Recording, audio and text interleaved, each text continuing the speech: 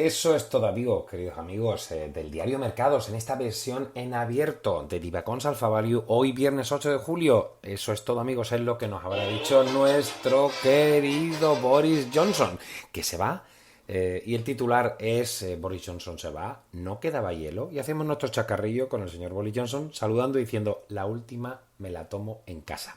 La verdad es que el señor Boris Johnson nos ha dado muchos titulares, el señor despeinado, ¿verdad? Que tanto decíamos. Pero bueno, tras un enroque sin precedentes, Boris Johnson anunciaba, como saben, su dimisión, poniendo fin a una crisis del gobierno tras numerosas dimisiones dentro del Partido Conservador de los Tories. Rishi Sunak, Penny Mordaunt, Ben Wallace o Liz Truss parece que son los candidatos a la sucesión. La libra, que se apreció ligeramente respecto al dólar tras las abultadas caídas de los últimos días, y los mercados de renta variable que siguieron con ese efímero rebote descartando, ¿no? Digamos bueno, no sé lo que descartan, ¿no? Porque en la definición es bastante clara, ¿no? Tuvimos el lunes el stock 600 de Oil and Gas que subía un 3,96 y al día siguiente cae un 6,25, después vuelve a subir. Es decir, lo que estamos haciendo a estos niveles es una cartera estratégica, son 30 valores, incluidos 3 ETFs que están funcionando francamente bien, porque francamente no sabemos si el mercado va a rebotar con fuerza o no, si la recesión ya está descontada, si las revisiones a la baja, estimaciones de beneficio en parte ya están en este menos 26% del Nasdaq, menos 18,5% del Standard & Poor's o menos 19% del Eurostock.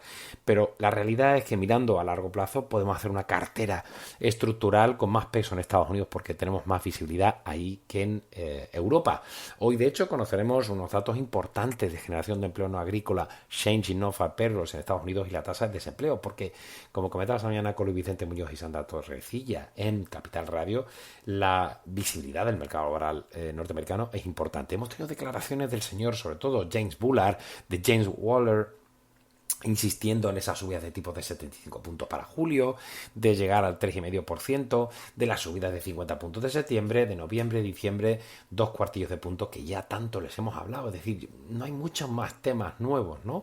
El boom que ayer rebotaba hasta el 1,31, hoy vuelve a caer al 1,26.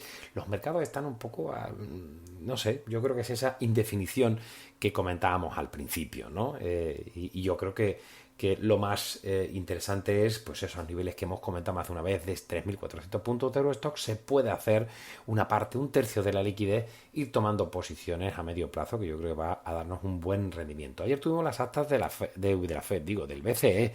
Pocas novedades, aunque sí es cierto que en esta reunión celebrada en Ámsterdam el 8-9 de junio, antes de que esos 4 días después sacaran ese mensaje así un poco improvisado, ¿no? De vamos a ayudar para evitar la fragmentación, vamos a seguir comprando bonos pero subimos tipos.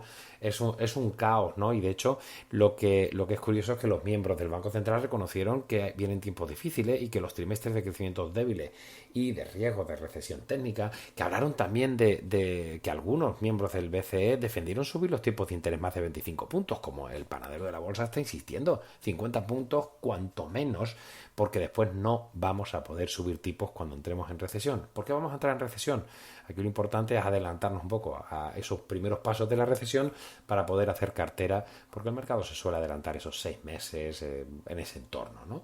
Os ponemos algunos gráficos de la versión premium sobre el mercado de divisas, también interesantes sobre la Agencia Internacional de Energía, cómo el cobre sigue cayendo, pero sin embargo el precio del gas no para de subir, cómo el índice de miedo de avaricia, el Fear and Greed, ha recuperado terreno. Siempre les insistimos, esos estocásticos, esos ratios de confianza nos sirven para cuando el hastío llega al mercado, que es complicado convencer a los inversores de que vayan tomando posiciones, pues esos 8 o 10 puntos de Fear and Greed siempre suelen servir como catalizador para cierta recuperación, y ya está en 28. Esa es un poco la historia. A partir de aquí pues nos paramos un poco, y si hay alguna caída hacia esos niveles de 3.400 puntos de los stock o el Standard & Poor's acerca de nuevo a 3.800, pues se le puede echar otro vistacito para esas carteras de momento estructurales. Os ponemos el tema de la paridad del euro dólar, que es un nuevo paradigma, pero no es la primera vez que llega, ya lo hemos tenido incluso en 2002, 2001, 2003, es decir, y los precios del gas en Europa que siguen repuntando y me preocupa.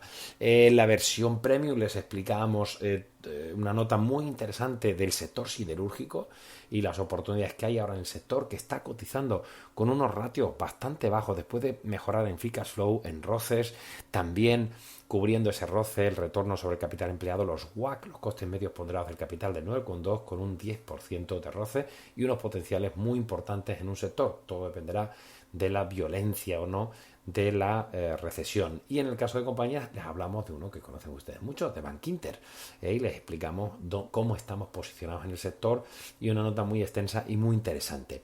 Estamos en periodo publicaciones, ojo, porque podemos tener algún profit warning, que siempre ocurre, ¿no? SAP que te saca los resultados antes, algunos retailers como siempre primero, después tenemos algunos bancos, etc. Siempre es la misma dinámica, ¿no? O los Alcoa de turno, ¿no?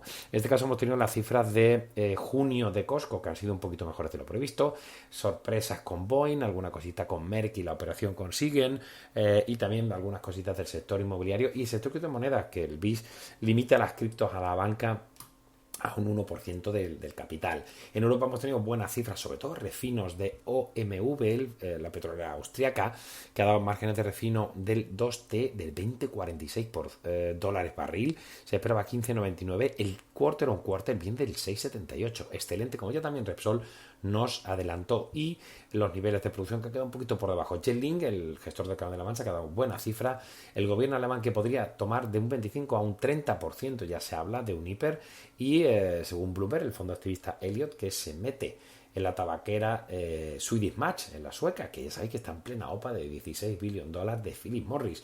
Alguna cosita que no llegan a los mínimos establecidos de Media for Europe en el caso de Mediaset España, alguna cosita también de Euraceo, de Currys, de Industria Baden, About You, de Nordesk, la historia de electricidad de Francia.